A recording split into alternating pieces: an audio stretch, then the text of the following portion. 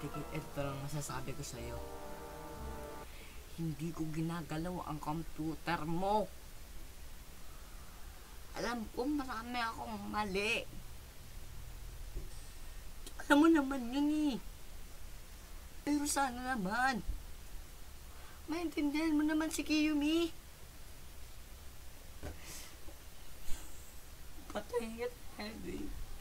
Ano ba te? Sana bilhan mo naman ako ng ice cream. Kahit pagkano, okay lang sa akin. Huwag mo naman akong bigyan ng pansin. Dahil higit sa lahat, hindi ako papansin. Kaya nga sabi ko sa'yo, tigilan mo na ako.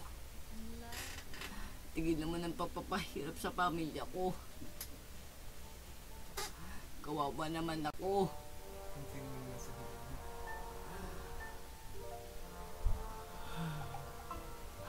Amoy paa.